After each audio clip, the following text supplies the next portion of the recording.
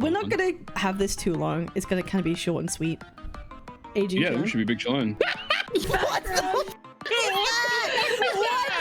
is that? Bro, say it looks like that random ass boss in a Zoom meeting is like, okay, guys, let's run the numbers today. Pull up the fucking clipboard, bro.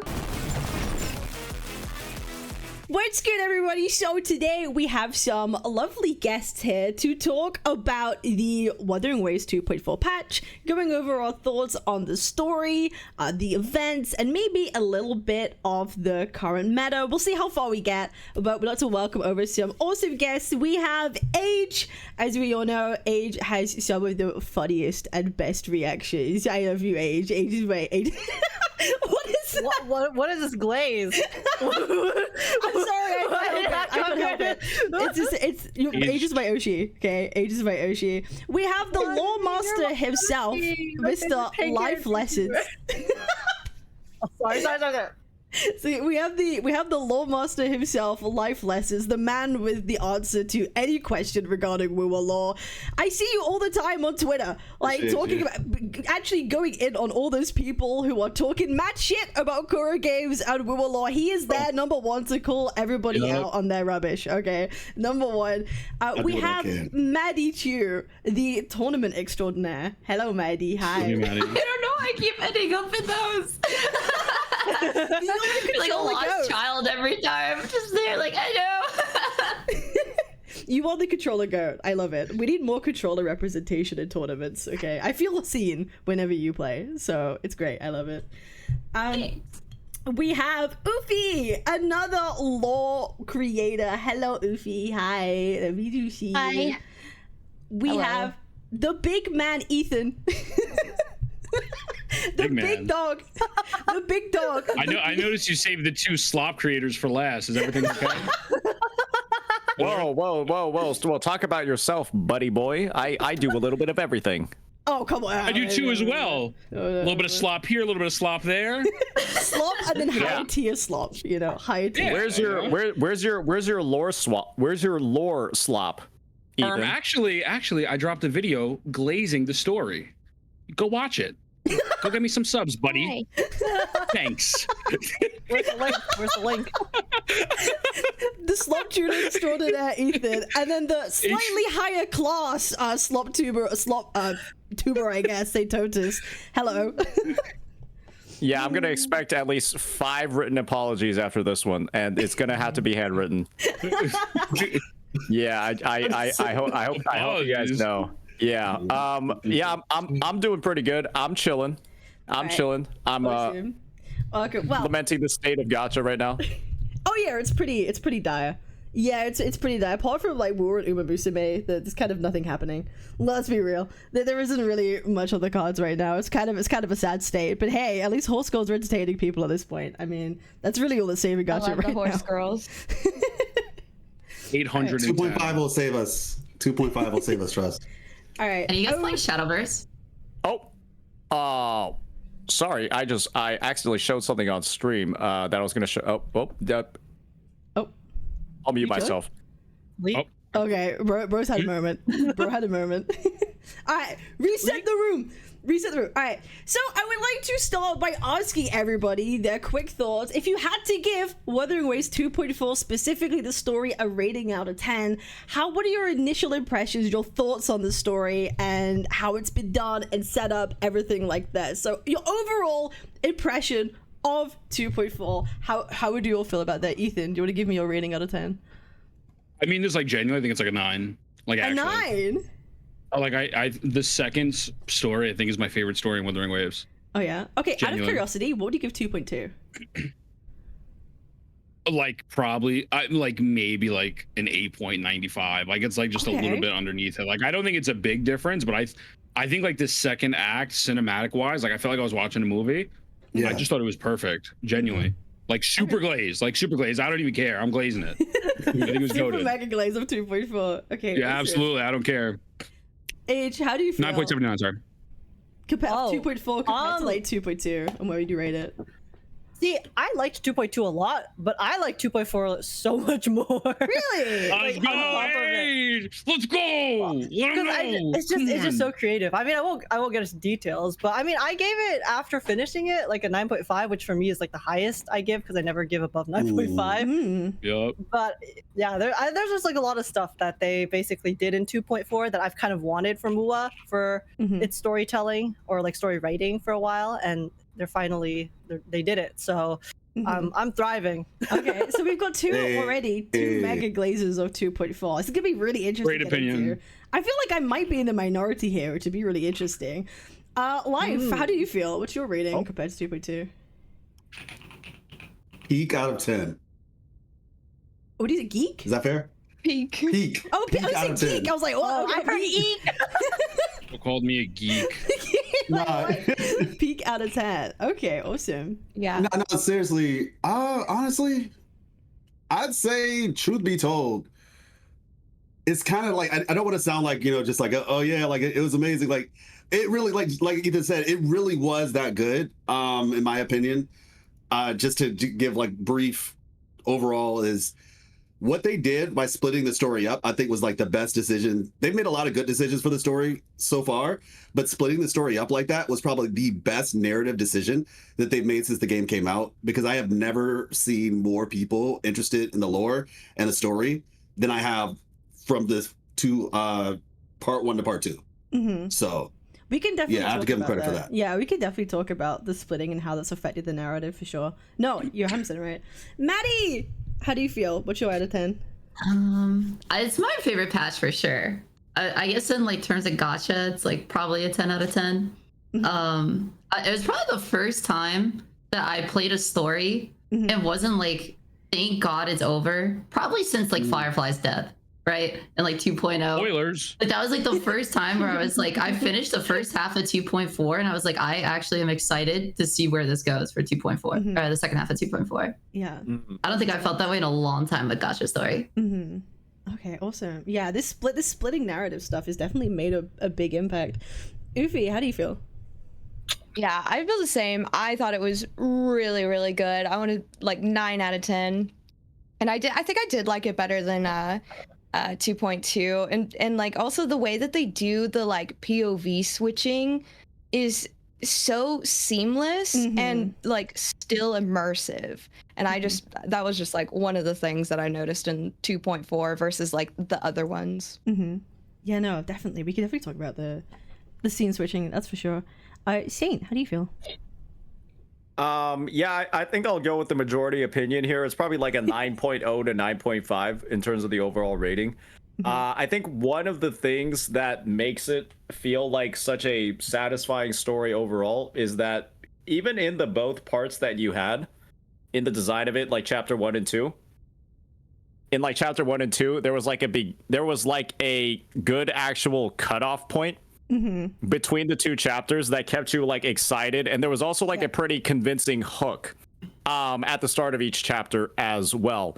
I think that the first hook that we had in 2.4 was like you getting on like the wing ray and then getting like the intro to Septimont. I'm pretty sure every single person after that was willing to like explore and like run around the region, do all of that after seeing, like that panning cinematic. And then the second hook is like, obviously the whole thing with like Lupa, and then Lupa becomes like the main character, and then you basically play as her for most of the story in chapter 2. That's a pretty crazy hook as well. I love that actually. Yep. 100%.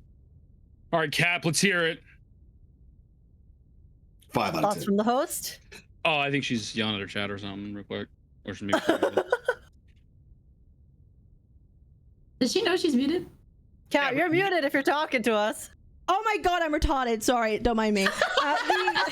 Bro just turned into a Honkai I had Star to Rail cough story. really badly and sneeze. That wasn't okay. Right. I love it. I love it. Unvoiced. Love it. Hey, come on, give it. So for me, the first half of 2.4, I thought might be on par to 2.2. For me personally, probably on par, maybe slightly better. I still haven't decided in my brain, but the second half of 2.4 I think is below 2.2. That's how I would put it for me personally speaking. I think, like, say, kind of made a point, the end of like the first half is kind of it was a big thing. It was an engaging moment. And then if we had them both stitched together, it would feel like the pace would fall off a cliff like really quickly, right? If they were stuck together, I don't think it would have worked at all. Like, well, it would have worked, but the pacing wouldn't have been quite there. So I think we could definitely probably use that to talk about how you feel about this narrative split, how you guys feel it's affected the overall storytelling of the game so far. So does anyone want to jump in with how they feel the two parts affected the story writing in any way? I think it was a huge boost to like story writing and gacha in general. I'm really glad we're kind of like moving away from like the Hoyo model of like here's a big chunk of story every 6 weeks. Because like 6 I feel like they get away. I feel like they get away with having these like really slow starts because it's like, you know, like what was it? 3.2 was like 12 hours or something. So people are like, oh yeah, like it started off really slow, but the ending was at least good. At least now with like it split in half, like if you try and do that and the first half is just slow the entire time, people are like, what the fuck is that? Like, why was it so bad? Until like the second part comes out. So I feel like it kind of like holds them more accountable to like having good pacing from the very start.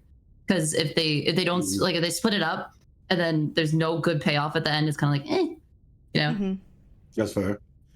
Yeah. Can They made it just like super easy to digest and like understand everything that they were trying to do instead of like throwing like a bunch of dialogue at you and just like too much information, you know. I think it was perfect.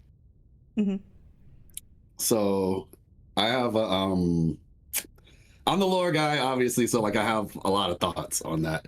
I will try to condense it in 60 seconds. I think, like I said, just overall what they're doing with the story, and Maddie is the one to my right, I believe, with the white fox or cat. Okay, cool. I agree with you, Maddie. I thought that the decision to essentially like the half, it was good, but even more so, I think a lot of times the moving away from the Hoyo thing is a really big deal because I think a lot of people kind of just expect the story to do the same thing that Genshin does. And if we're actually being honest with ourselves, at least for me personally, I know Star Rail apparently is doing this. I haven't played Star Rail since like the beginning of 3.0. Eventually I'll get to it, but yeah. But we're essentially getting kind of like a full story throughout the whole year, it seems. We're not getting the whole 3 patches and then you don't really get anything significant until Days Lift shows up like almost 7 months later. And then you start back again at the beginning of the year. We're literally, it seems like 2.0 story. 2.1, we had the Vault Quest and the Man in the Whale. 2.2, you have, well, we all Carthea. 2.3, obviously, you know, is the whole anniversary thing. It is what it is. Worst anniversary ever.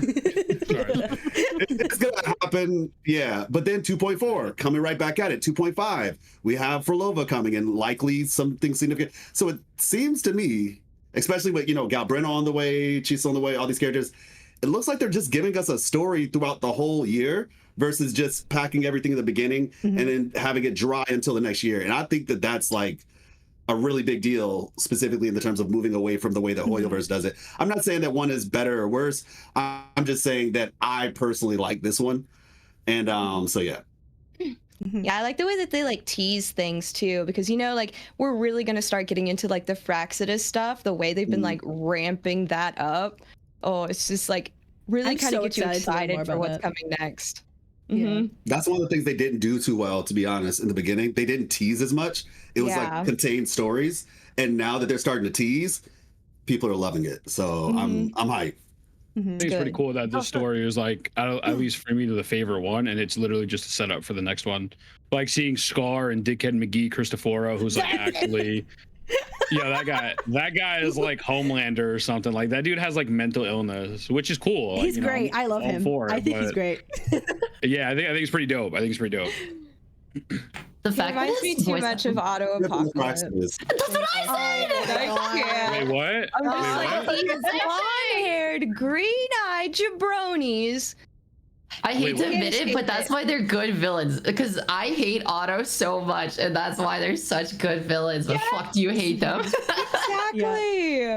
Yeah, in order for when they elicit emotion from you, right? That's how you know they're well written. If someone's just boring, you don't care about them, then yes, it's gonna make the story a lot not as. I take he did nothing wrong. Oh my lord. Yeah, I Bro do. was- I always end up siding with the villain, so I can't Yeah. really say much. But yeah, no, he's a great villain. Justice for Mia, okay? Of course. Justice for Mia. Of course. Bro was waxing eloquent about So tragic. how. Can I say what she said? Yeah, Am I yeah, allowed we to say can that? spoil. It's fine. It's been long enough. Like he literally said she impaled herself and choked on her own blood while drowning in the water, and he's literally talking about it like it's the greatest thing ever. Yeah. He's just He's like oh, I excited gave her way- about it. He's like, it's beautiful. I gave her a way better death than her actual death. Isn't it romantic? And Phrolova's just like, This guy crazy. Yeah, Yeah, even It's Phrolova's like, relax. you're kind of weird, bro. I really like, love that. I really love that. How too, Phrolova, but she that's actually just- seemed like a coworker who was just done. She was like, I'm so sick of this guy I have to work with on a daily basis. Yeah. Shut up. Because she always looks annoyed when she's with them. Yeah. Like either Cristoforo or Scar. She's always just like, These people in this position. True. It feels like we're understanding a lot more now his power. His ability seems busted. Like whatever he's able to do So cool. seems insanely powerful. Probably the most powerful practice member we've seen so far. And hey, especially I paired with Scar. yes, And his like abilities too, just like both of them together. Yeah. Insane. that's the I actually talked about that in my most recent video. Oh yeah. Nice. Yeah, just like explaining Cristoforo's ability essentially and like what it seems to be. He's kind of like Batman, where it's just like they say with Batman, the longer he has, he could basically beat anybody if he has enough time to prepare. Mhm. And that's kind of Cristoforo. Like if he has enough time to prepare, he's kind of broken. Yeah, Not me though. I'm gonna beat his ass. Get The, even in the there. Rover's gonna swoop in and beat his ass. I actually also like the fact that they left the quote unquote gathering wife stuff till after, so people didn't have to complain about it on Twitter. You know, Yes. 'Cause, I really like, wanted to talk about that. That's like- such a like- really good thing. yeah, like the lack of like quote unquote gathering wives not being the main story quest is just like, holy fuck, people could shut up now. You know? Yep. I would actually agree with that term anyway, to be honest. Yeah, Oh, the I mean, like gathering it is. wives? What, Yeah, it it's is not. what it is. It's not gathering really. wives, really. Anybody who's I actually been in a Oh, no, you finish your thought first. oh well, basically my thing is like any person who's actually been in a like I mean you don't even have to have been in a relationship, but it's like you would know there's maybe like 2-3 characters that are really wives, quote unquote. It'll be like Shorekeeper, Camellia, and it's one-sided, and you could make an argument for like Carlotta, say that's fair, but the rest of them are kind of just like more so fan service, in my opinion. It's not like just full on. Oh, they I'd actually agree, love Rover. fan service, but you have to realize with gacha players, fan service equals wife. That's it. We're touching her. They're my wife now. Like that's how the gacha players feel. I think they just need to make a man. Oh, I'm sorry, Age. Yeah, you go. I was gonna say I think they need to make a Well, man. no, I mean, on that point, because I do like agree to a point with that, Actually, they because already yes, did if you that. look at the relationships objectively, yes, they don't really like shill the whole like relationship thing super hard. But if you look at the way that they have written all of the characters and their relationships to like other characters in the story up until now, this is, I feel like, the first time where we've seen in the main story where we actually get to witness the like side characters being able to have a meaningful relationship outside of the Rover's Yeah. presence. Because at Agreed. the end of the day, all of the characters are tied to the Rover, which, is inherently fine if that's the type of story they want to tell. But it's just, for me, I absolutely loved seeing Lupa and Cardathea interacting and then, having all of that character development, all of that story building 100%. outside of like our presence as an MC. Because to me, that kind of adds to the immersion of the world and makes them feel more real. Yeah. And rather a little bit less like the whole like gathering Yeah. wives aspect, even if they're not 100%. technically in a relationship. So Yeah. I Chakona, like, though. love that.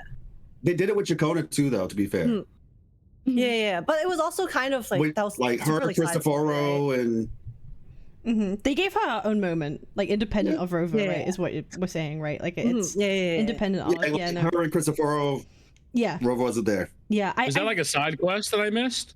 It's like the companion was like quest, an You didn't do her kind of. big event. quest? Yeah. It was an event that was technically like acting kind of like a companion quest, but also kind of like Yeah. an interlude. It was good. Nah, It I was don't like a big quest, honestly. I actually It was love really PhD good. Akona. Like I legitimately dislike her. Like I can't fucking stand her. I'm gonna be honest. So like anything involving her. Playing her I big think quest. you're It was right. so Oh my good. Nah, but I will say It was like so- a main quest. yeah, everyone told me that, but I mean, I'm sure it's great. Maybe I'll watch it like one day, but I do think like going in solo with Lupa was really sick. Like that whole sequence. Yeah. Also like her walking and then like it was like the scenes playing in front of her. Like and then she's fucking walking down the hallway and like a bunch of other people like were just there. It's like holy shit. Like and then obviously the soundtrack. I think overall it was great because again it's also beats the other, oh well it's only Rover, and then it turns out there's another character who's powerful and who can also be important. Yeah. So I don't know. I think they did a good job like breaking all those little fucking like stereotypes that people want to say it. They for the game. So, literally said it in the main story. Like Rover didn't want to be the main protagonist. It was literally like written in red. Yes. Like he didn't want to be the main protagonist. He wanted Lupa to be. It's like the writing is literally on the walls with this quest. I actually I was gonna say I actually have a bit of like an opposite take to the whole like solo Lupa thing. I think it felt a little bit out of place. That's just my personal thing, is that Lupa going ahead and after being like this, you know, very like team oriented sort of you know, character, team oriented in the story, team oriented in her kit too. She's just like going ahead and literally doing everything on her own when we know that it's already like independent scenarios. I honestly think that what would have been kind of cool is, I know some people might disagree with this, is actually during the final fight. I disagree. Like, like during the final fight, like scenario versions of like Rover and Cartithia actually joining your team for it. That's what I think would have actually kind of elevated the entire scene as a whole, because we already know it's a fake world. Right? We already know that Cartithia and Rover were both in their other scenarios. And so them like kind of breaking through theirs to show up in hers, I feel like is something that functionally in like a main story quest would make more sense. Because the whole stuff with Lupa felt like a companion story, not like a main story to me, at least. Honestly, because it was so focused on only her, when in reality, Lupa has links to these other two people also trapped in the scenario, when it kind of makes sense for them to show up a little bit.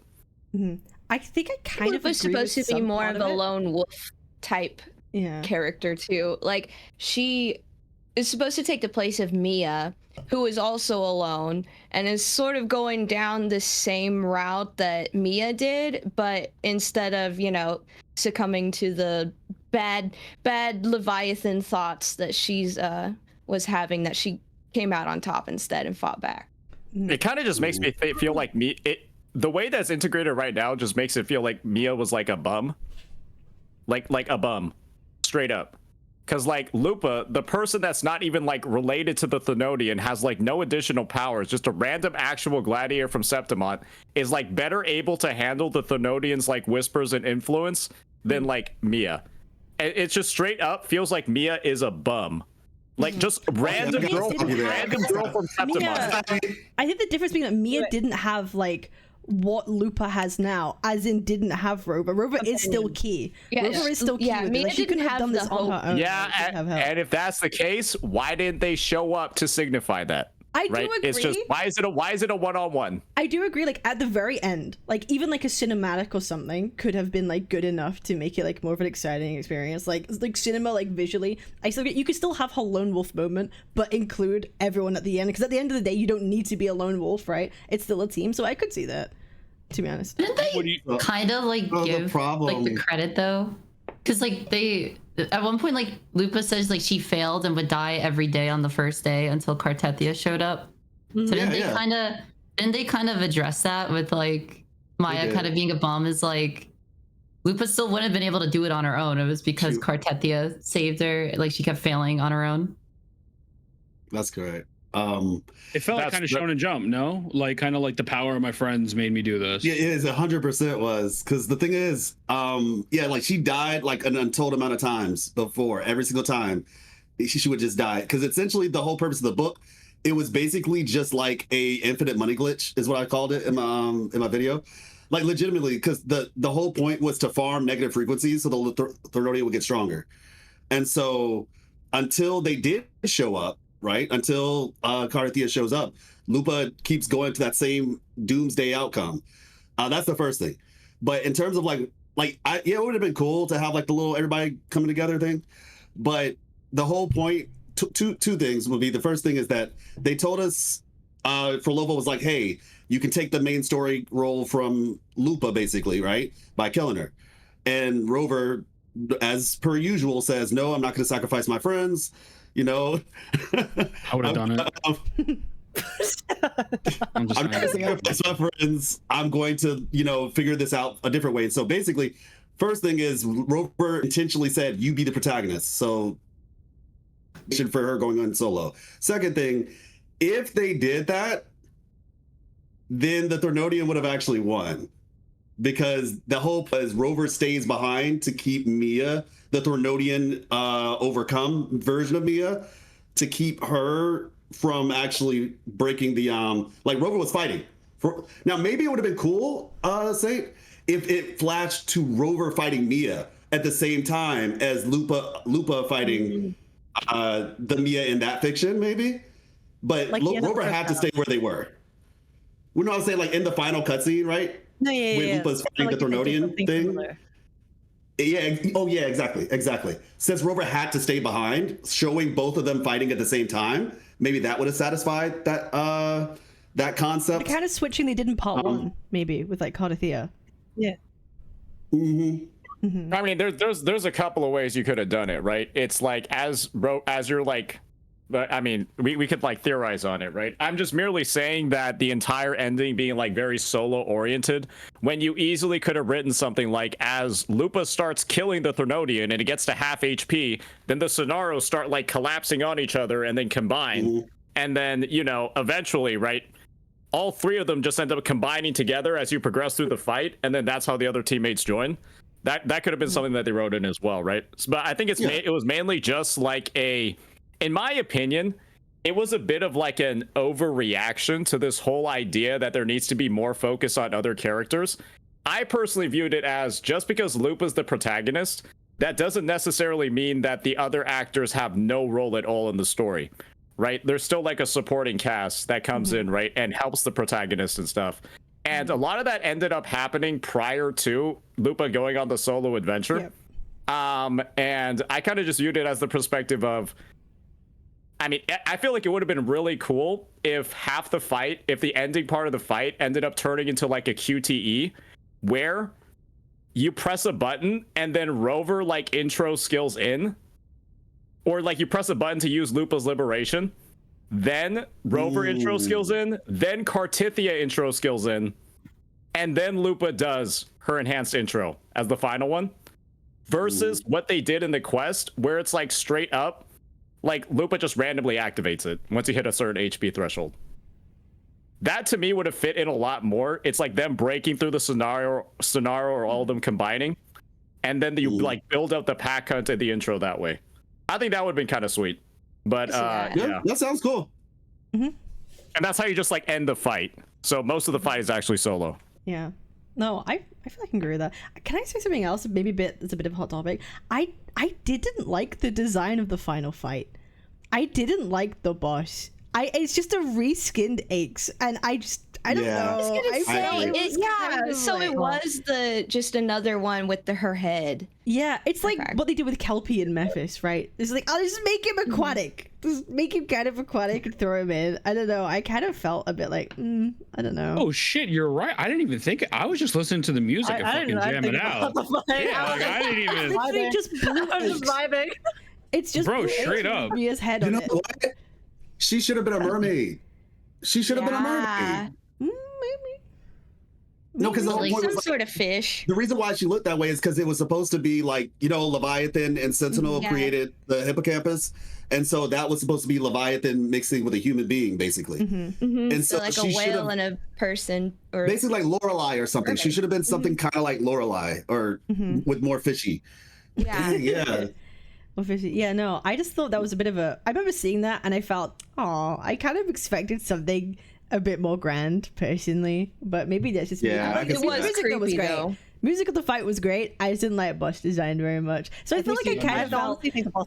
I remember seeing it after playing it. I was like, I don't know. I felt like kind of anticlimactic a little bit. Like I didn't feel the final fight was that hype. Like the first half had a more hype fight scene for me. Like the constant switching between like Cartathea and back to Rover, the hype that had, being so uncertain what's happening. To me, it felt actually like a better ending to that half. But I don't know how you guys feel about that. But really, you didn't like the ending with Dickhead McGee and Scar? Oh no, that was I like that. I like great. that. That was cool. That was cool. I did You like know, that.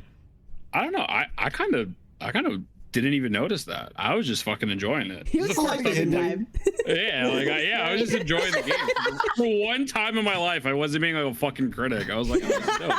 I'm not saying you're wrong. The bro is literally a morning X or whatever, but I don't know. I actually was fucking super invested, and I really did like the fact that it was mainly about Lupa and not Rover, because it just felt different. Yeah, same. Yeah, I don't know.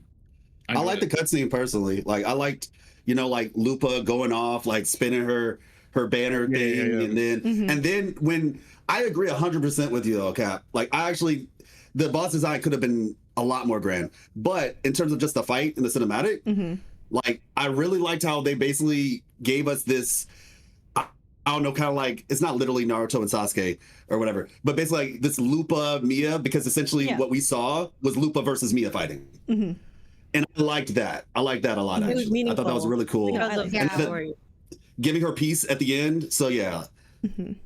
No, yeah. Because one of the things I really liked about the story, I personally don't mind if, like, it was more Lupa focused. And yes, I could understand why people might feel like it's a bit more of a Lupa companion story.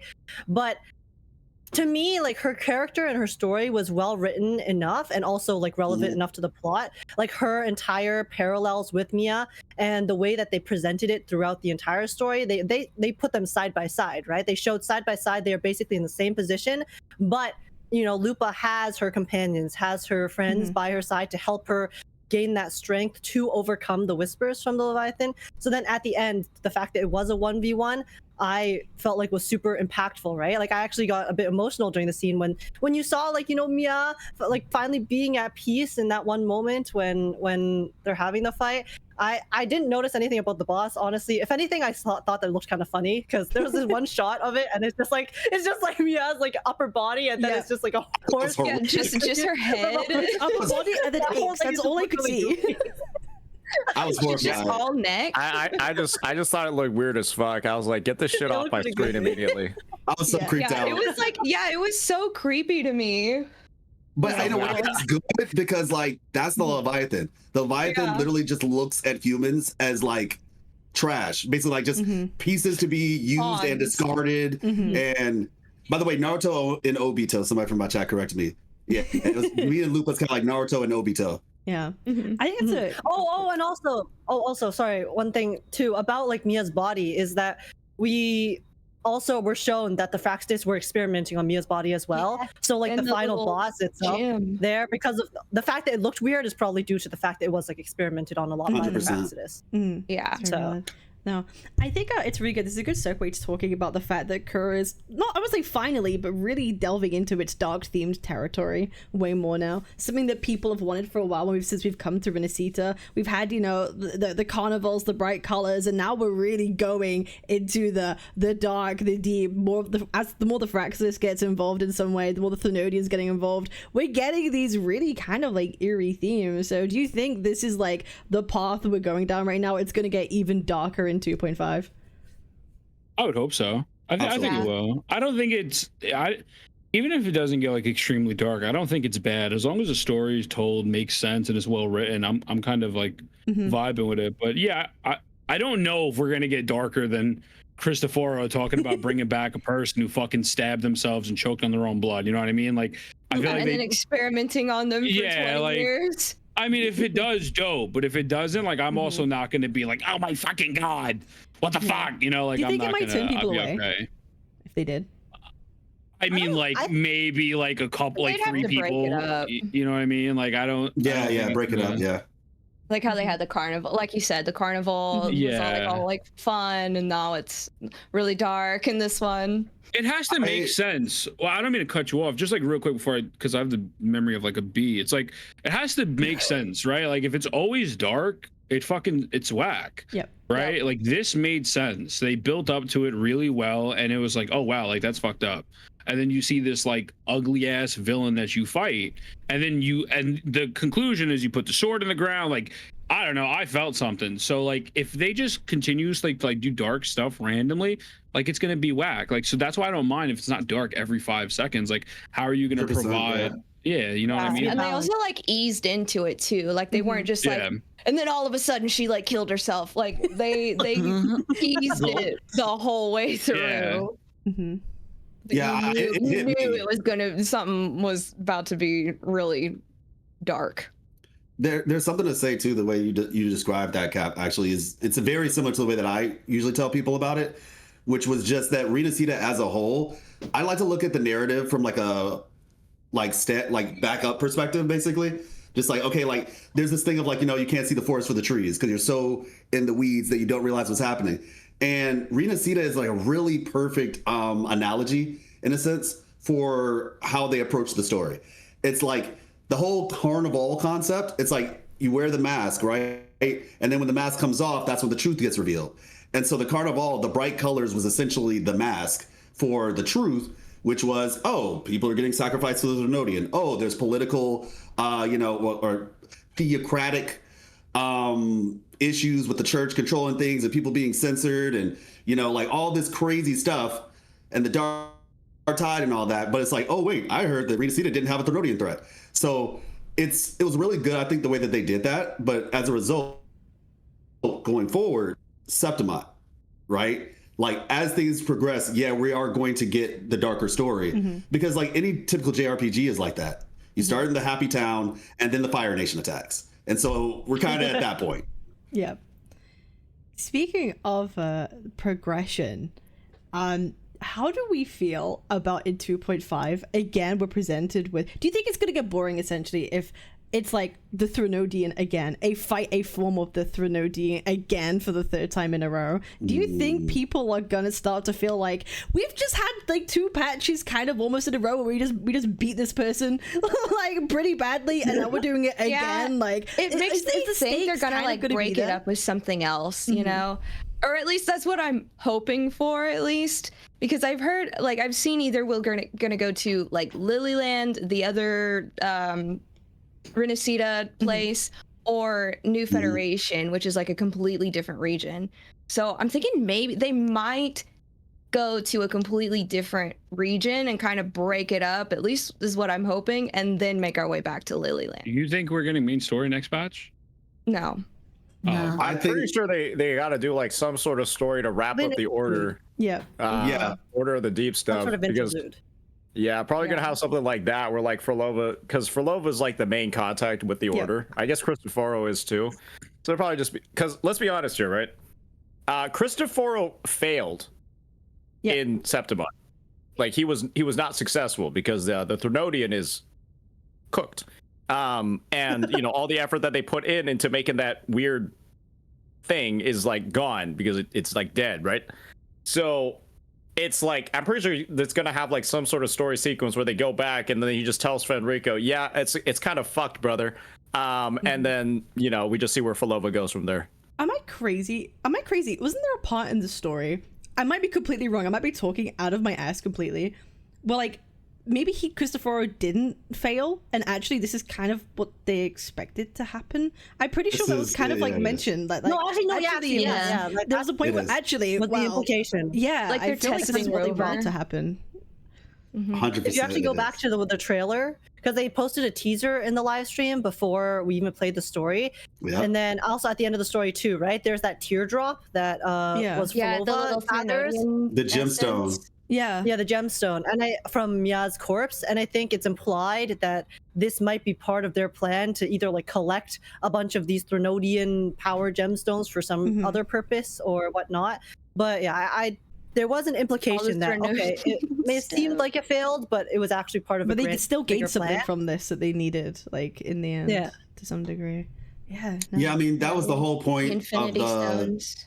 the central hub thing, where like at the very end, like at the very well, just about the very end, when Car like, hey, let's go back to the central hub because I found something related to you, and then she was like, oh yeah, it turns out. Now this, I was just like, okay, I get it. You're trying to like cliffhanger us, but I was just like, oh, the thing in the central hub. I was like, okay, yeah, let's go. Where we gonna get it? And then they're like, it's just a clue for something else somewhere else. Yeah. It's just like, okay. Ice the cold So- wind or something. Yeah. So we're gonna go to somewhere else in Septima, and basically that is the thing. Realistically speaking, this gets into like theory territory, but realistically speaking, I said this in one of my videos that I felt as though all of like this entire time, all of Rita Sita has been a trap. Like the entire story has just been a trap laid by the Threnodian. Like as soon as we stepped foot on the soil, this is a smart Threnodian. It's not no disrespect to Overthrax, but this Threnodian has been like legitimately plotting for years. It's not a stupid creature at all. And so this whole time, the Threnodian, and this is like what I talked about in my video, is like the Threnodian led us to the seminary, right? It wanted us to go there because the reality is the Threnodian has the power to merge, not to split, right? The Scarthia's whole goal was to basically self-sacrifice herself in Fleur-de-Lis, and the Threnodian would just be stuck in a corpse inside the seminary. Our job as Rover to come save her was actually what allowed the Leviathan to be split from this situation and then, you know, go about its way over to Septima, basically. So now they're telling us, hey, there's something somewhere in Septima that the Threnodian wanted to get into the central hub for, right? And so whatever that thing is, that's the thing that the Sentinel apparently like hid from the Threnodian this entire 20-year process. That's likely what is really happening. Yeah, that's the information. That's what that they they're wanted. after. Yeah, that's what they wanted for sure. And it's The knowledge or something. yeah, some kind of knowledge. It's kind of a good segue actually, leading into how you guys feel specifically. We kind of already mentioned her, Phrolova, and her interactions in the story and what we feel about her. She's been a hot topic of conversation, like on Twitter. People saying that her characterization is questionable, saying that she does like where are they going with this? What are they implying? What does the future kind of hold for her? And she had a very pivotal role in Rover and Looper doing what they're doing. She essentially gave Rover the script, right? Without that, none of this really could have happened. So was she helping, or was she helping him, or was she helping Christopher? What do you guys think?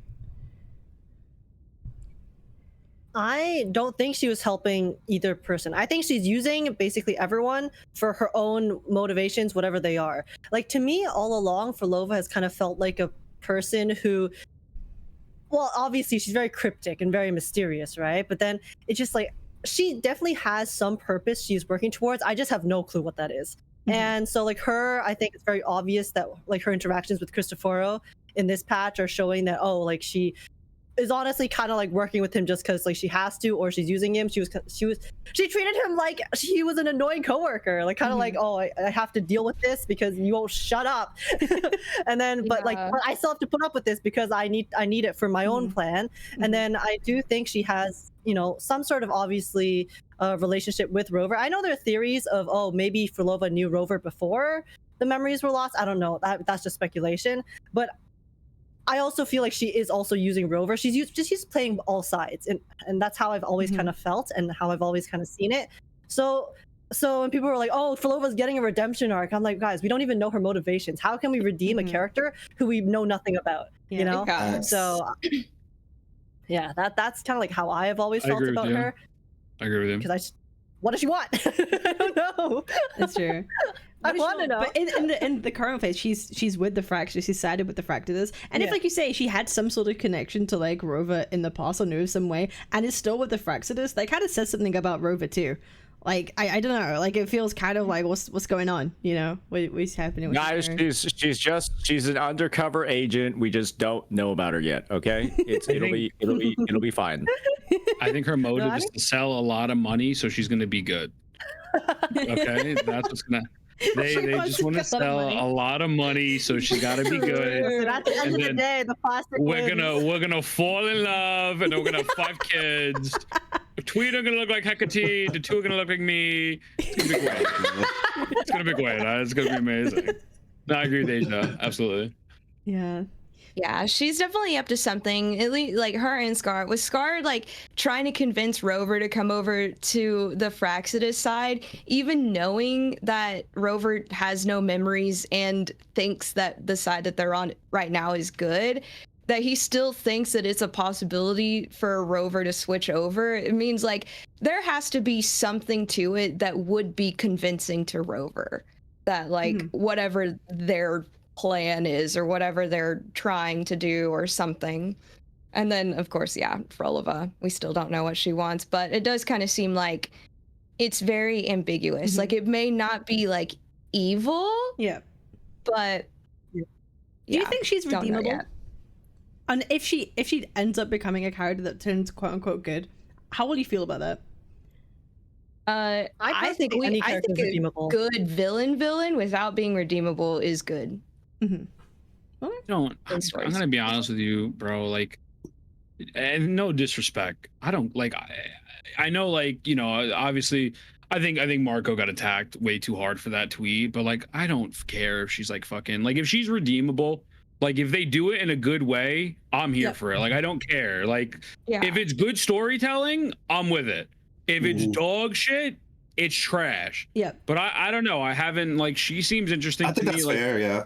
But I'm not gonna like, and again, that's not like a shot at homie, but I do think, like, to me personally, like, I don't give a fuck. I mean, I know he's gonna heat over it, which is crazy, but like, like I don't care if she is redeemable, but even if she's not redeemable, that's still like, as long as they do it well. Yeah, it's like, I mean, I guess this is the thing. I don't even feel like Phrolova's done anything super that crazy.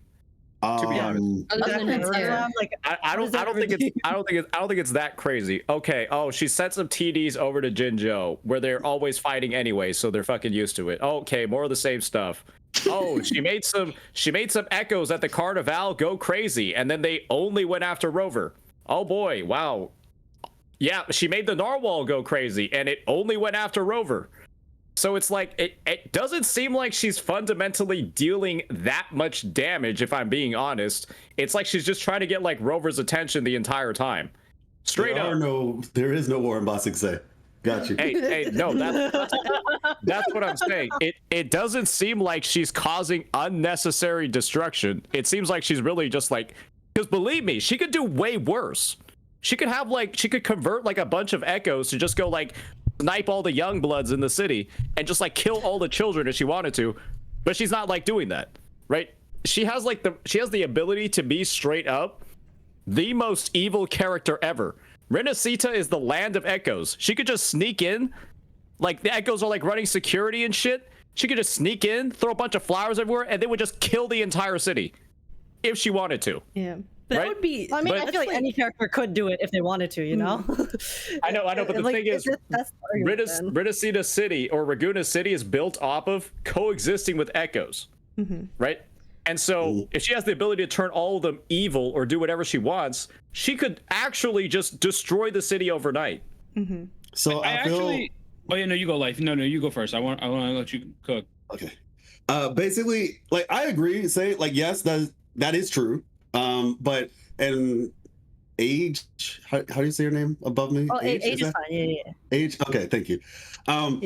I think the real question here is, and I think Age kind of brought it up, it's really about what her motivations are. So it's just like, you know, like, you could have, like, the most evil person in the world, and they only do one thing, you know? It's just like, she doesn't have to do all the things she could potentially do. She only has to do the one thing that she needs to do. But that doesn't necessarily, like, I don't think she's pure evil, to be fair with you. I don't think she's just like rebels, like, similar to, like, Christoforo, but she's definitely not a good person. Like, not in the slightest. She very much is a bad person. She's a bad guy, bad villain, whatever. It's just that she has her own motivations. She does what she needs to do to get those things done, and she just doesn't really. I think I look back to in 1.0 when Scar was doing all that extra stuff, and she said, you know, don't go outside of, like, he's like, you don't like when people mess up your perfect score or your perfect symphony or whatever. I forgot the exact word, but it's basically like, she has a way that she wants things to be done, and she's not going to do a bunch of extra stuff, basically. But she, like I said, she's a bad person. My hot take is, I think she could be bipolar. I think she might actually have like me for real. Oh shit. Like me for real. Or alter ego. Maybe that's not the right word, but like I think she might have like a personality. yeah, like exactly. I think that might actually be what's happening with her. If you remember, Age alluded to it, the little teaser they showed us in the live stream. If you look on the ground, like she's like, looks like she's like having a chill time with some people or whatever who kind of look like they're wearing Jinjo clothes, but I'll leave that at that.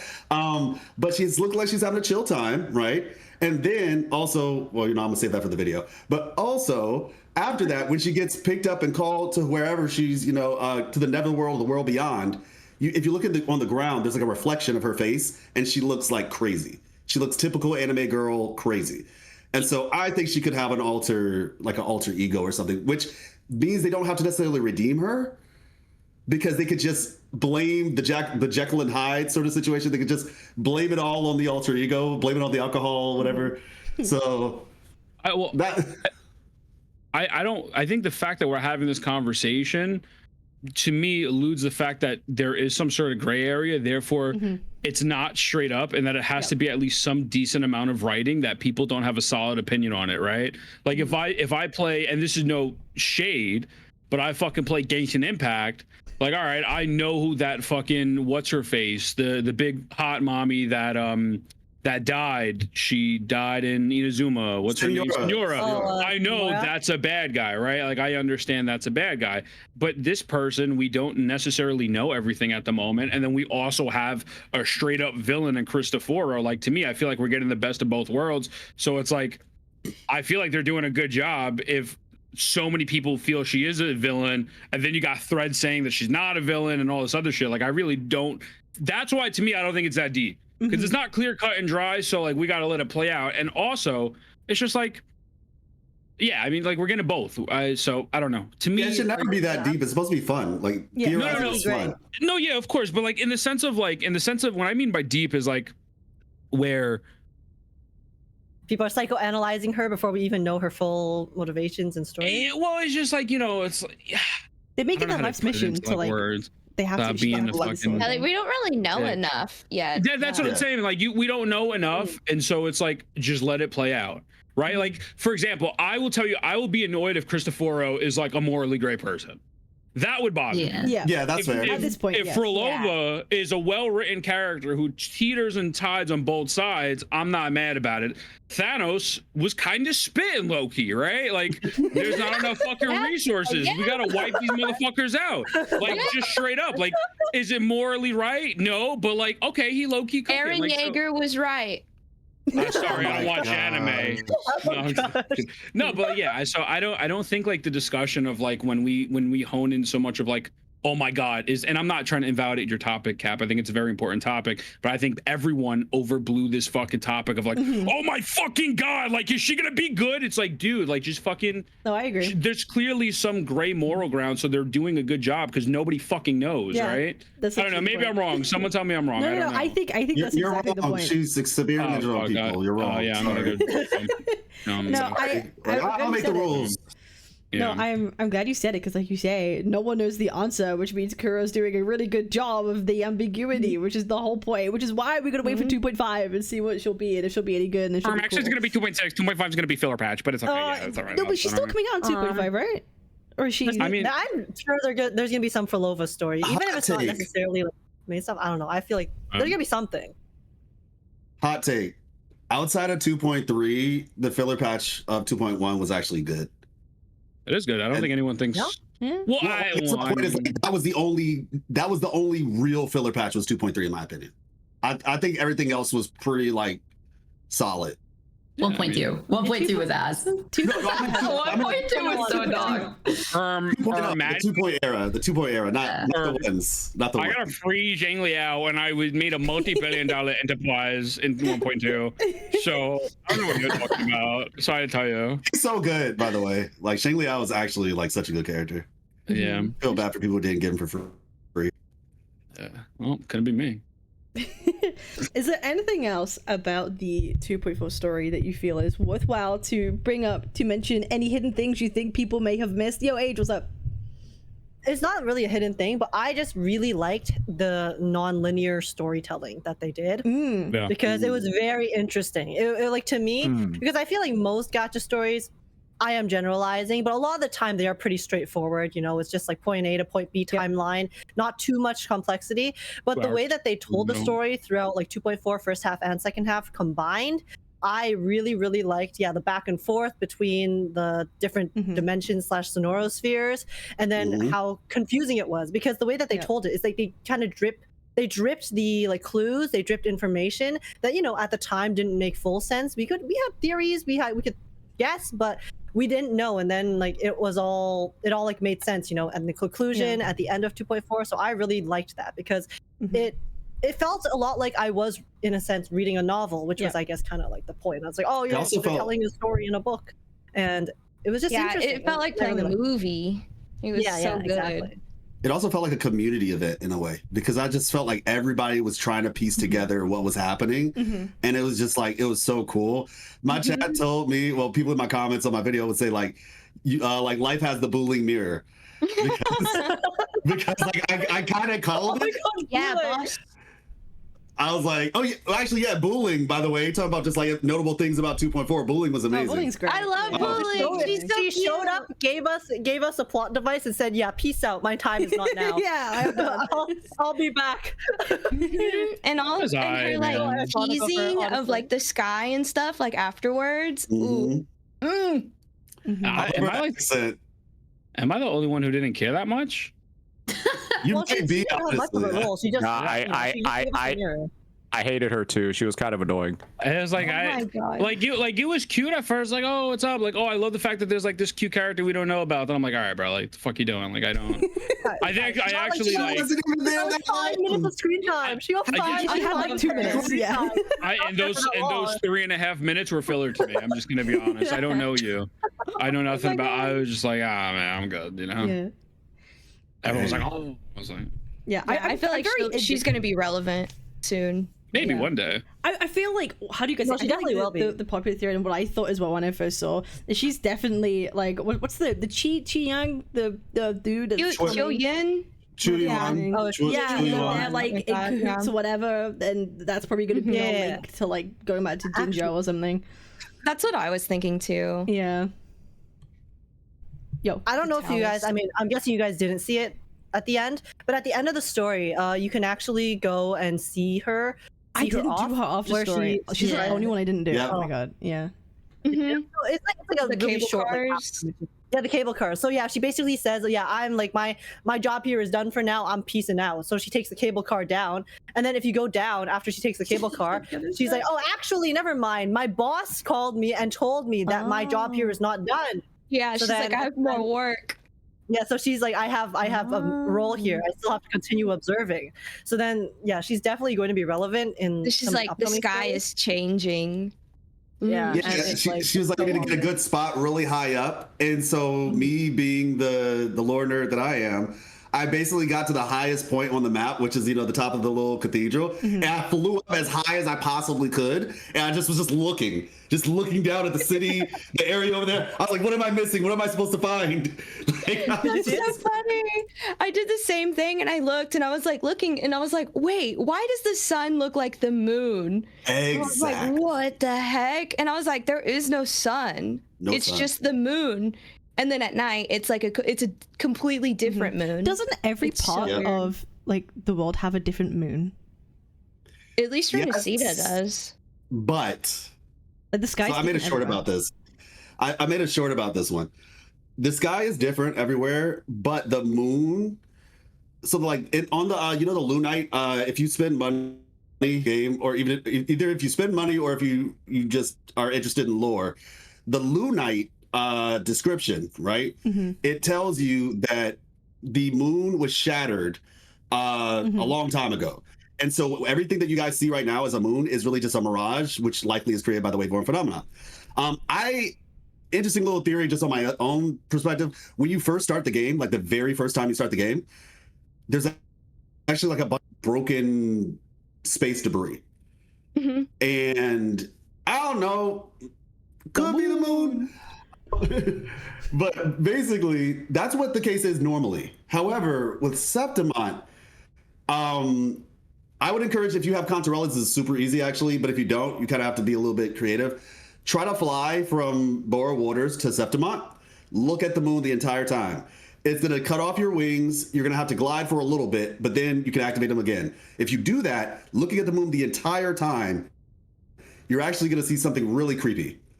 Like I said, I have a short that I did for it. It's probably like the second to last short, but basically you'll see the moon, and what is a gigantic nightmare moon looking projection comes from the actual moon that you normally see. And that's what that giant big blue thing is. So what I believe is that the entirety of Septimont is in an anomaly. And that giant ring that you see around Septimont is the proof. So like, yes, it changes, but this one is different. Because even if you wanted to say, oh, well, the moon looks different everywhere you go, but the sun always looks the same. So you can't apply that logic anymore, because since the sun, even if the moon changed, the sun would still be the same. In Septimont, the sun does not exist. It's a moon. And they keep showing it to you, because at the end of 2.4, we are like talking to Lupa, she's on the cliff. The sun moon is right in your face. There's like so many times where they're just trying to show y'all, hey, you see this isn't the sun, right? Yeah. So yeah. Which is funny because I didn't even notice until I talked to Booling, and then I went up to the top and I like actually looked, and I was like, wait, this is the moon, not the sun. Yeah. There's two and I was like moons, changing basically. the times and everything, and I was like, this is crazy. Yeah. Dark tide, moons changing the tides, you know? Gravity plays a big part in the lore. Yeah. As well, isn't it? I went to community college. I didn't go to any college. No, fuck with you. I went to Harvard. Yeah. That's right. No, that's yeah, buddy. I went to school Shut for up, music, so take that or what you will. And here we all are. I actually do want to see Augusta. Yeah, And here we all are I sitting do want to here. see Augusta though. I will say that, and that's my last thing of story. I want to see Augusta in the story. All right, guys. Unfortunately, I do have to dip right now, but it was fun getting the lore breakdown. Appreciate that. Hey, enjoy ZZZ, brother. Okay. Oh yeah. I'll Your I'll beginner's try to- guide helped me out a lot. Yeah, Thank you. sounds good. Yeah, just Thank you, brother. don't do what EO's doing. All right, I'll see y'all later. All right, buddy. Hey, mate. Bye. Right. Oh yeah, whenever we were talking about the Fraxidus, one thing that I really like about them is like how Phrolova, is ambiguous, and we don't really know like if she's evil or whatever. And then we have Cristoforo, who is evil and like loves it. He's a little weirdo for it. And then we have Scar, who's just like crazy. Hot. Crazy. And hot. Yeah, I love him. He's my favorite. True. I just... There's a time and place. It's like the dragon meme. No, You know the dragon meme? not With, true though. I just didn't want to say that dragon- first. My bad. But yeah, no, and you know he's the like dragon crazy. meme with two serious dragons and a silly dragon? Hi, Seabumbus. Yeah, bro, Scar wouldn't be the silly dragon. He would be a normal dragon if they kept his dick zipper. If they kept his dick zipper, bro, he would not be a silly dragon. But they took it away. Bring the onigiri. Bring the onigiri.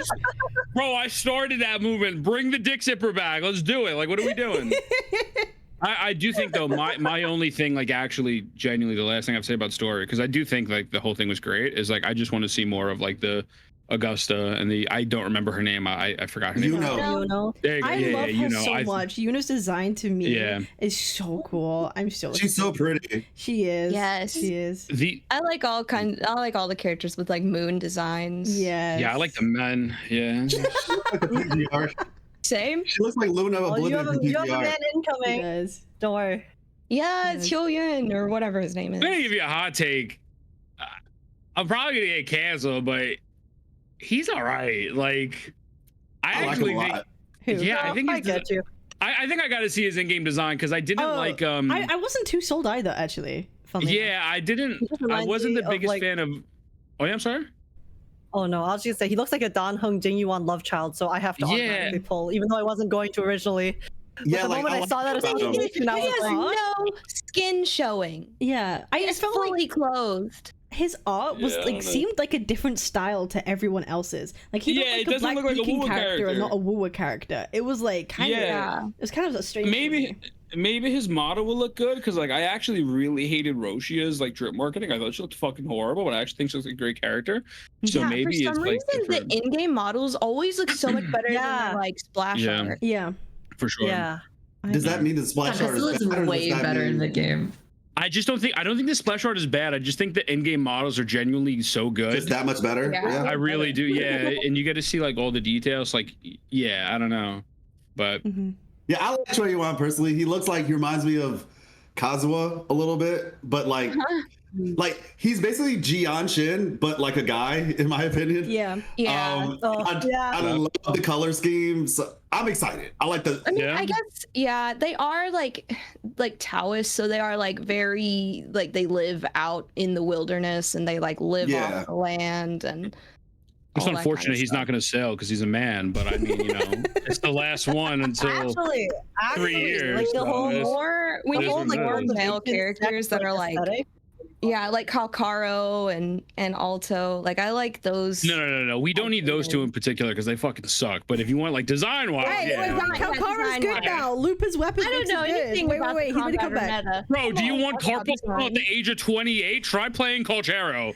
Oh my god! Like I was literally the first character I tried to main, and I am not a combat person at all, and I was so confused. Bro. I was like, this game has parry and dodge. Why can't I do it? Yeah, it's because it sucks, bro.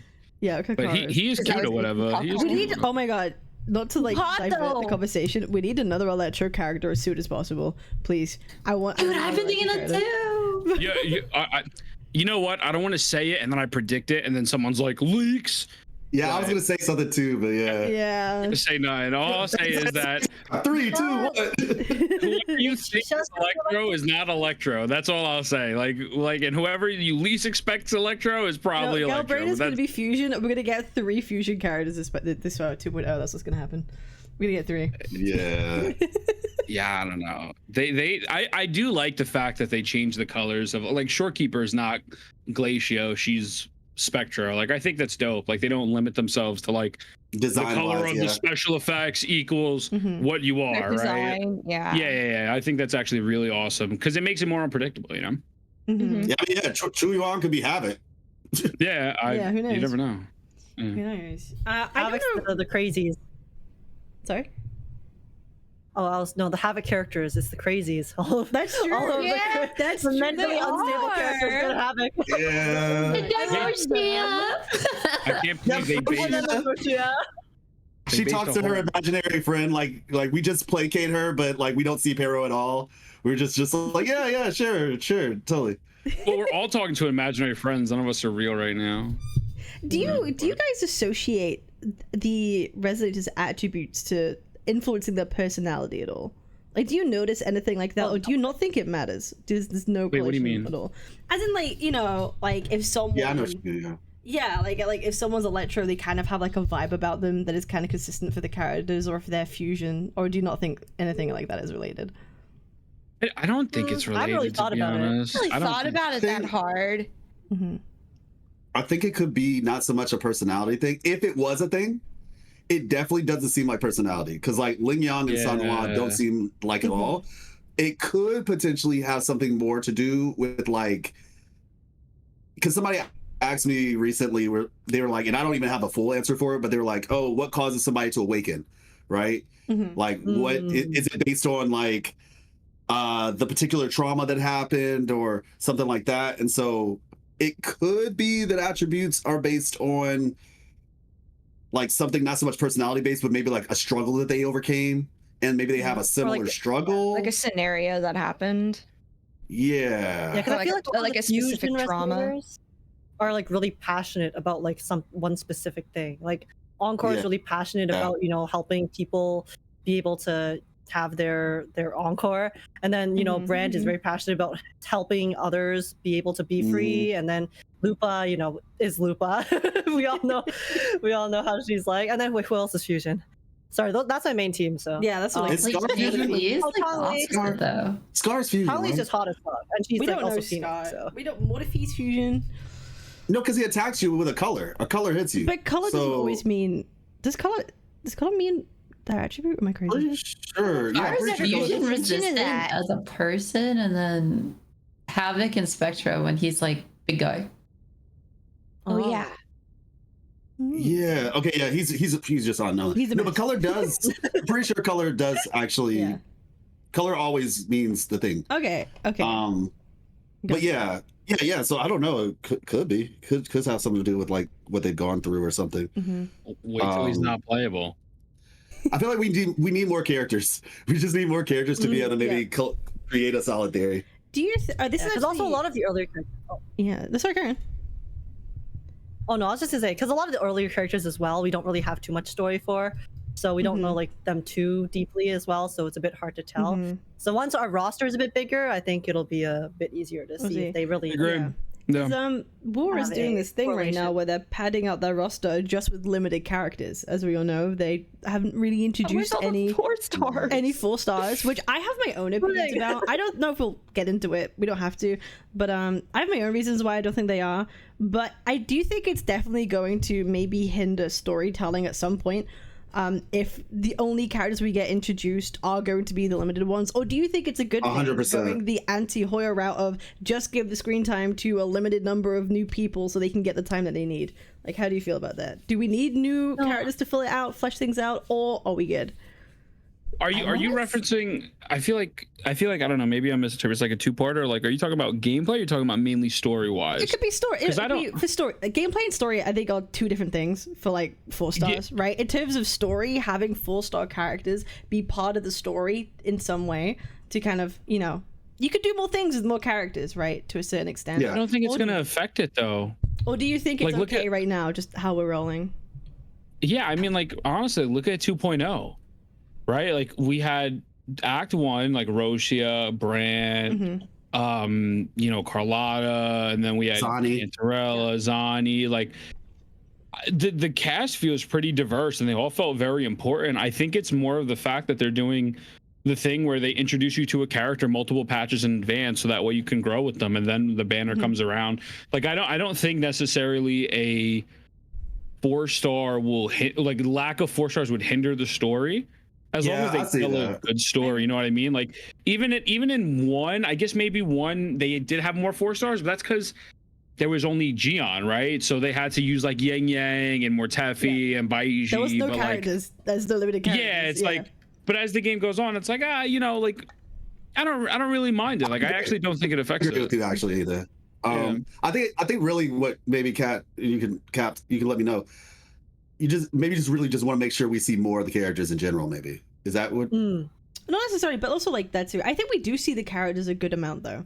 Like Cardithi is a good example of that. We've seen her a lot in like 2 patches. The Carlotta we've seen, Zani we've seen like a fair bit as well.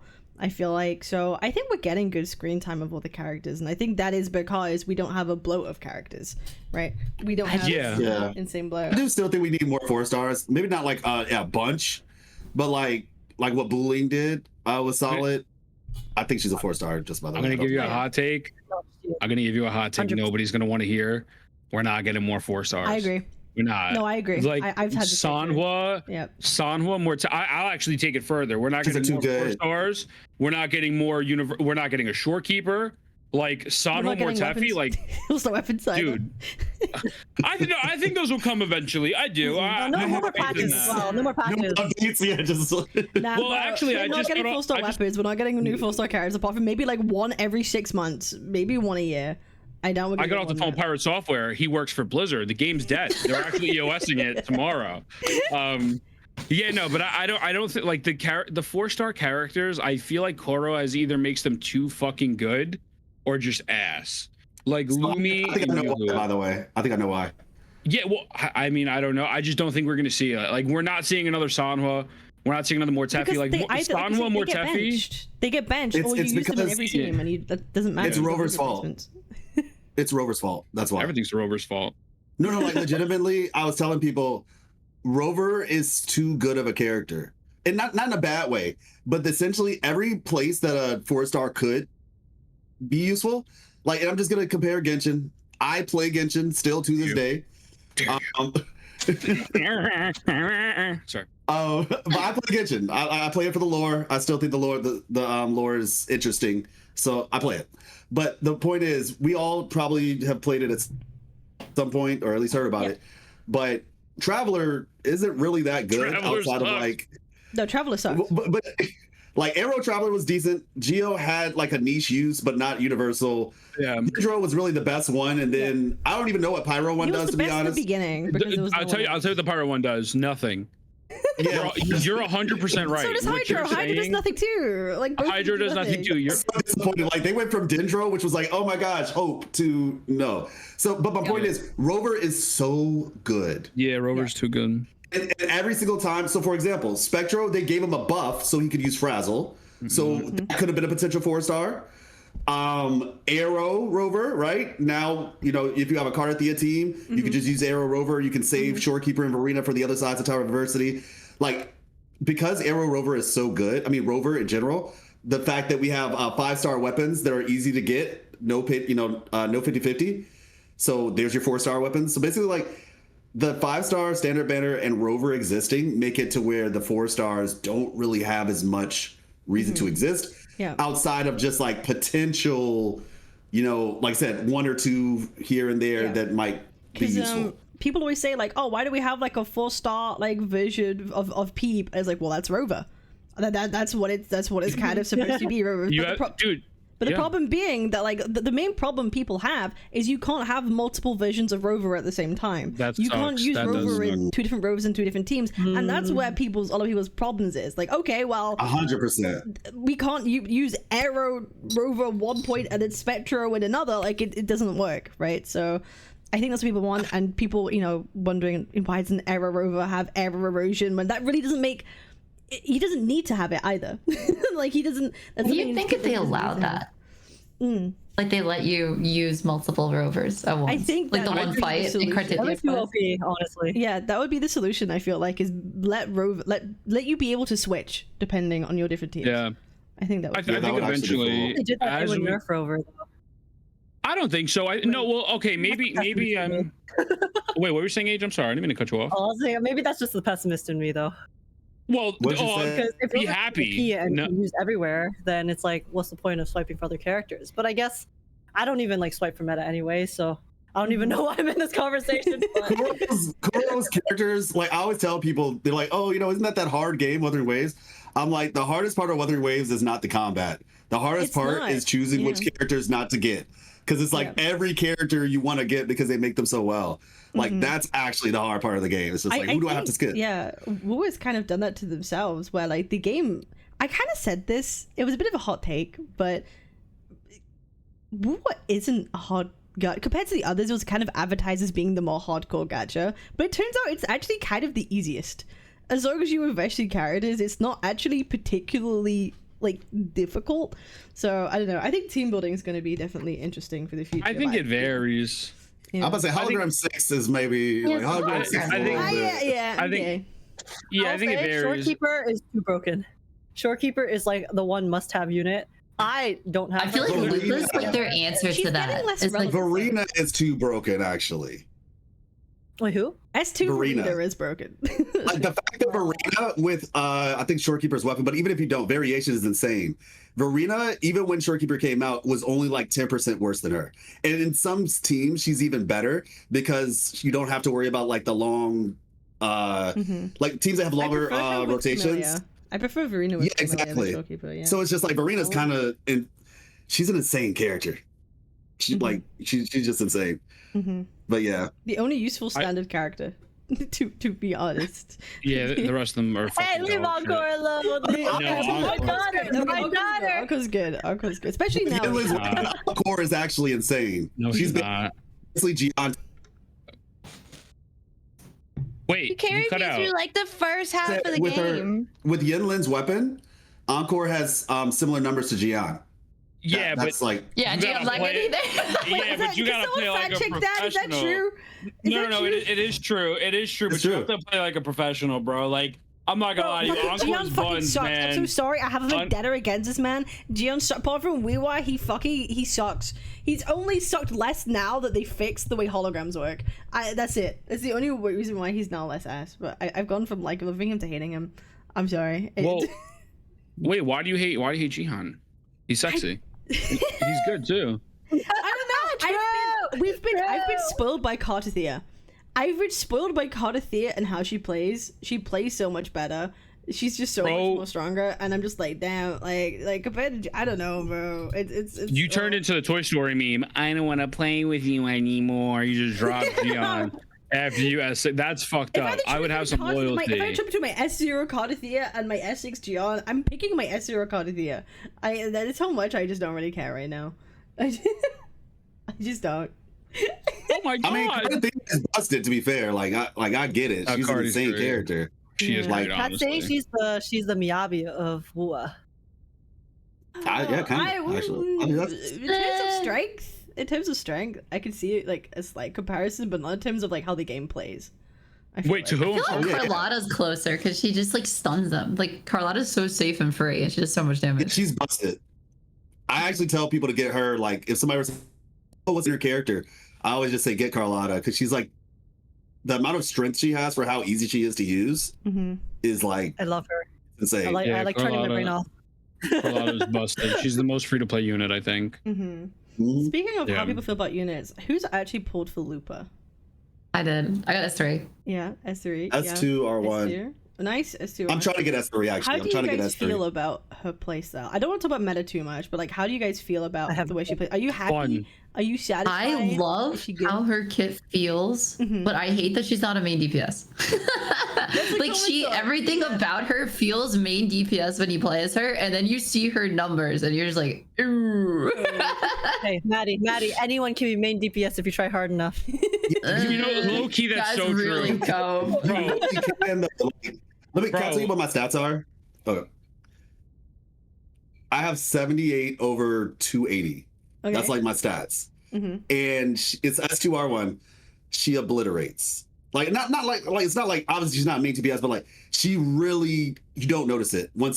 I've seen people who have Havoc Rover with like 300 crit damage, and they're hitting for 300,000 on his ultimate. Like if you invest into the character enough, I've seen DPS Verena. It's kind of crazy. Yeah. I don't know. Wait, did someone post a clip of DPS Verena on Twitter and it went viral a while back, like 2 weeks ago or something? Yeah. Oh my god, DJ Cam, he did. He posted a Verena on like a level 90, like a hologram, whatever.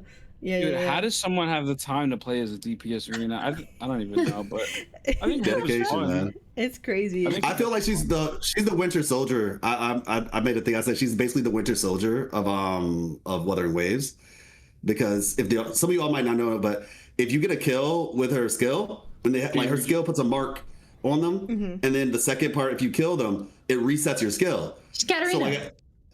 So Katarina from League. Yeah, I think people were saying that. Yeah. And so basically, it was just like I was like, skill again in the open world. Yeah, it's fun as fuck. It is. She's really fun in the open world. I don't care if it takes longer to clear. She's just more fun. Like, to be honest, like I don't particularly mind. Yeah. I think my biggest issue with her is the other fusion characters. I really don't like how Chang Li and Brant play. So I'm really hoping for like more fun. You better watch out because fire characters. Yeah. The Brant and Chang Li main subreddit are very mean, and so if they get this clip, they're gonna. I've been on the receiving end of both, and so is Sane. I'm just saying.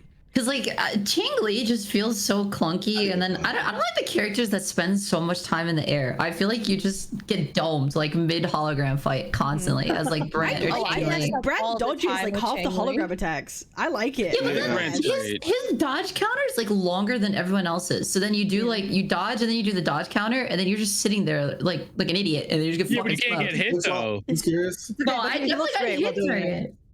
Do you play quick swap at all, Maddie? I've done a little Chang Li Carlotta quick swap. That's the only time I like playing Chang Li.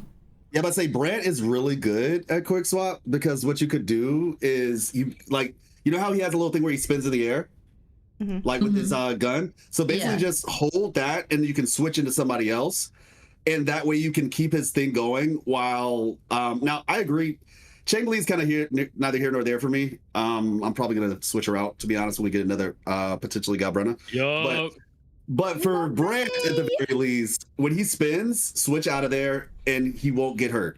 And then also when his anchor's coming down, hit the anchor, switch out of him.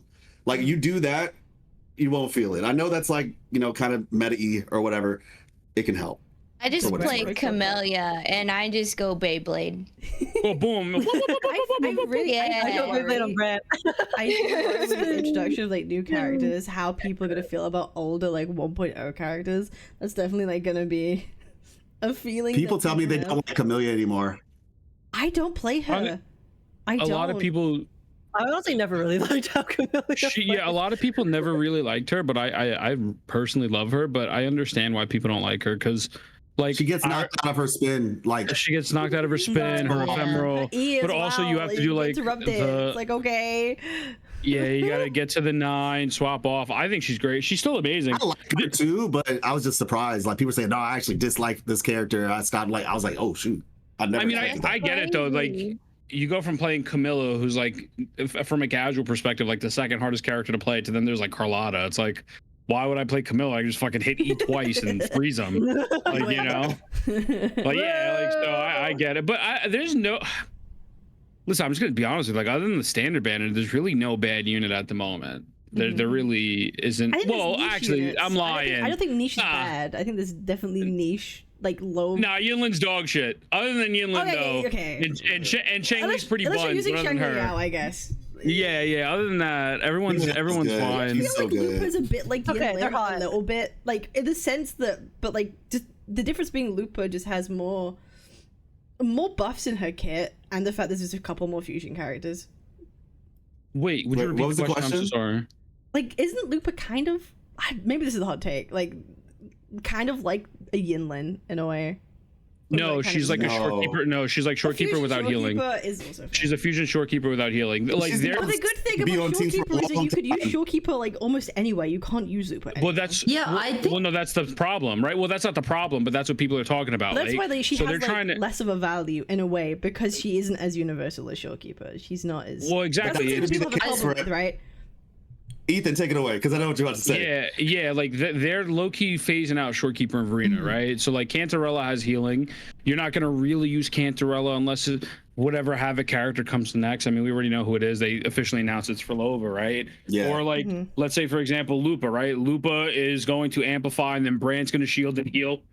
So then after that, like they're creating Arrow Rover for Cardi and Shiakona. Could you use Shorekeeper? Absolutely, right? But realistically, the best thing is like kind of to go with that element. So in a way, they're phasing out Shorekeeper. No, I was gonna say the same thing. no- Like Shorekeeper's getting favored Yeah. in terms in favor of mono Blessed for teams. me. It feels like, right? And the Mono thing matches. is, even with Shorekeeper, one of her issues. I'm sorry, I think it's so funny. Ufi is just over there playing Uma Musume. Okay. But even with Shorekeeper, like I like Shorekeeper a lot. I do. But if you don't have like S2 where like her field gets wider and the timer is longer, there's so many times where you're doing your rotations, and if you don't do it perfectly, like you just run out of the buff basically. And which is why, like I said, Verena is helpful in that regard. And then like I said, with the fusion team, you don't even need her anymore because Brent will heal. And so she's still good, do not get me wrong. But I can definitely see a reality. Like it's kind of like Bennett from Genshin, right? Where it's like Bennett is insane, but you still have to play Circle Impact. Yeah. But as soon as they introduce somebody who can give you similar buffs, who does not restrict you to the circle that the holograms can run out of, and they'll just be like, the circle will be right here, and the Century Construct will be like right here. They're like, oh my gosh, because now I have to go over to you and so you don't have to worry about that if you have Brant and Lupa, or if you have Arrow Rover and Chacona. You notice actually Chacona and Contarella, both of their fields are like football field stadium big. Is Shakona's So- field that big? Is it really? Yes, I actually, is it? Like I actually hate playing her. I fucking despise that character, do? like just straight up. So I can't stand that character. I like, No, like legitimately, I won't play. I won't play Cardi with her. Like, or if I do, I'll mute the game. I just can't do it. Now I understand that. I think they should give people an option to turn the song off if they want to hear it. I also just don't like the way she plays. Like, I understand, like, a lot of people like her. I don't fucking like her. It kind of feels something like, about her. I don't know. I kind of get it, though. It kind of feels like, we need a character to apply error erosion. Let's just make her stand there, sing, and it just, like, triggers every couple seconds. Like, it's kind of how it feels. Like, basically. But yeah, it's a really big field. Like, it's like, have you tried Contarella? Like, when she goes into water mode, have you like looked at how wide that water? Oh yeah, no. Cantarella. Yeah, no, it's definitely massive. When she does that, and you'll see. But yeah, I want to say hers is about the same thing. It's bigger than Tower of Adversity's thing. It's bigger than the hologram thing. So you'll never not be in range if you're fighting something. So yeah, it's good. Yeah, no. Yeah, I mean, I'm not worried about the meta. I'm gonna be honest. I personally like the game, like, not trying to even be funny, but like when you really do have like Verena and Sanhua, like you can just clear anything. Yeah. Like you just throw a random DPS difficult in there. Enough whereby like we have to hyper be worried about it. 100%. Really yeah, I understand concerns. I'm not a meta player whatsoever, and I pretty much only use Camellia, Rover, and Verena as my healer, give or take, switch them out for whoever else. But like, and I have no problem clearing story content or just like open world content. Yeah, 100%. Yeah, no, yeah, they balanced it honestly very well. Yo, Age, it's fucking crazy, bro. No worries. I need a pee. I'll be right back. It's the best bitch. That's so funny. I just didn't want to interrupt. I'm sorry. Didn't want to interrupt. Proceed to interrupt. That's so funny. It's so funny. She's so cute. I do think the only thing that I think is maybe a sign that is like a valid concern that people have is the progression of how strong weapons are getting for all the limited characters, but also especially with Lupa, like basically introducing whole ass outro buffs into a weapon for other teams is kind of a new thing, right? Giving abilities to a weapon to affect your whole team. Is there another weapon that does that? Am I crazy? I think the Arrow Rover sword, but I could be wrong. I don't really. I think the Arrow Rover sword gives. Does Stringmaster do that? What happened? I'm sorry. Does Stringmaster do that? No, I don't think so. I don't know. Was it just a personal buff or was it a team buff? I forget. I don't know. Let me check real quick. Hold up. I'll read it out loud. I understand that. Arrow Rover sword does do it. My chat said Arrow Rover sword does do it. Okay. Hold on, let me pull up Stringmaster. I don't know if it's I don't know if it's the next person coming in. I feel like it's just making things in the weapons to kind of they're not must pulls because not anything is Storekeeper's weapon. In the game, but like it really feels like they're putting way more emphasis on weapons. I guess what you can counter to that would be like Chikona. Like Chikona's weapon isn't really that important necessarily. So I don't know. I don't know, bro. Like when I did use Lupa, I did testing without her weapon with her best in slot. I wasn't really struggling. Like I didn't really like. There was definitely a difference, but I wasn't like. It wasn't like too. I don't know. I think with this game, you really can mitigate a lot of these things with skill. Like I do think the game is easy, but like if your rotations are on point, if like you're able to hit everything, like if you don't miss your fucking brand anchor and you don't fuck up your Changli stacks, like it's not too crazy. But I am not the biggest fan of like super duper limited weapons. Like I don't think we'll ever see a String Master again where like you could swap it in between a million characters. Like that's not happening. It's just it is what it is. But I think the other thing too is the weapon banner is guaranteed. So it's also like that's something to consider. Like it's in another game, right, where it's just like, oh my gosh, insane weapon, and you have to win like a 50-50 or a 75-25. 3 times or some bullshit. Yeah. Can I tell a personal story? Sure. So my wife had Mawika and Seat Lolly, both of them. We pulled on the weapon banner, and we're thinking, surely we get at least, like if we don't get Mawika's, we got neither. Oh. Like. Oh, you actually that's. Just I didn't saw at that point. Yeah, that's. Yeah.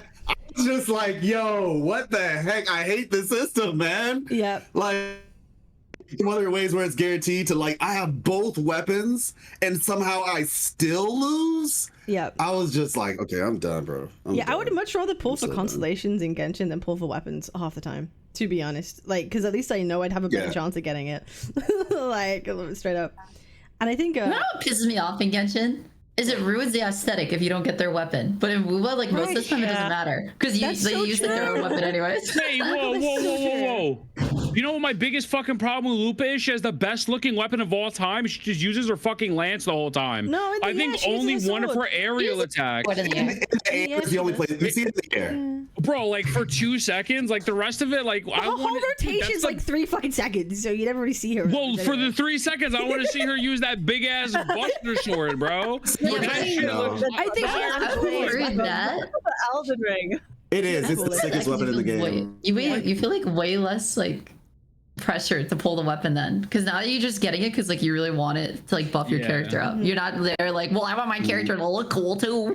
Yeah, no, you spend $300, your character could have a little drip. To them giving like weapon, not like skins, but like being able to like turn them into different things. I feel like kind of forgot about that. Yeah. Yeah, Well, it's a lucid realm, and I'm wondering when we'll ever be able to get, because like you can turn it invisible, like, which is great for Gauntlet characters, because like or actually Rectifier and Gauntlet, because like with Zheja, you basically look like you're just literally painting with nothing with you, and then with Jian Shin, she looks like she's just doing the little thing, no gauntlet, just it's sick. I wanted that back too. Yeah, I don't know why they didn't do more. Projections. That's what it is. I don't know why. I think we need more weapons and more. I know we just got 2 Gunnar skins, but like I need more League of Legends type skins. Like skins that like change effects and stuff. Like it's so sick. Like I'm not even trying to like shill. Like me and Kat played Girls Frontline 2 the other day, and like Girls Frontline 2 has a fuck ton of skins. So many, and the game's only been out for 6 months.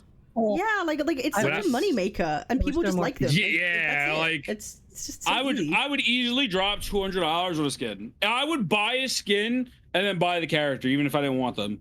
Yeah, like, I would be more inclined to buy a character if there was a skin that made them look cooler.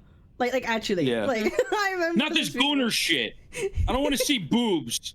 I want to see men. Oh my god! But imagine if Carlotta's summer skin. Imagine if she had a water gun and then her effects turned. I wanted that so bad. I wanted it. I thought it was gonna happen. It was just a reason. So, like she looked great, but oh my god, if the effects changed too, it would have been so sick. That would have been. That would have been. That was a missed opportunity, bro. I have a question for chat, or not for chat, for the cast. And you actually brought up the point I was gonna ask.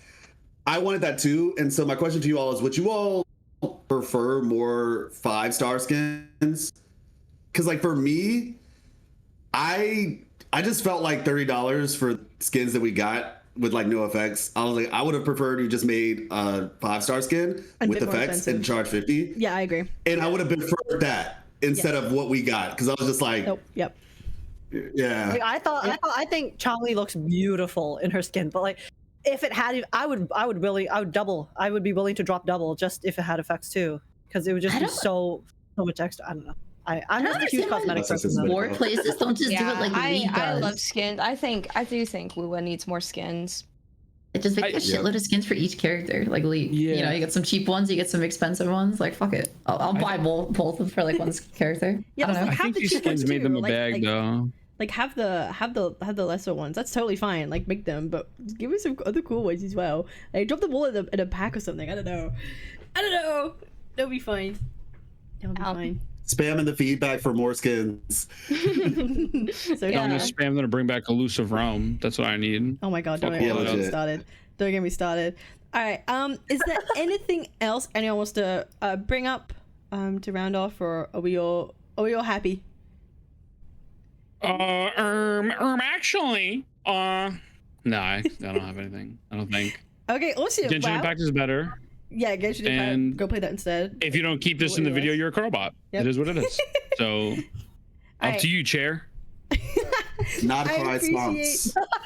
I appreciate y'all for coming on today and yapping about your 244 with WuWa. Thank you so much. It was nice to get more of like a story and lore perspective on this little kind of like Gacha podcast. Very cool. Thank you so much everyone for joining. I appreciate you so much, and we should do this again. to talk about story and lore and things Wait, like that. are we not doing a Uma Musume one right now back to back, or like? Yes. Is that, did I get That's bamboozled? the after Did I party. just That's the after party. Did I just sit through Wuthering Waves for nothing? Podcast after dark. I was like, no, that's just all time.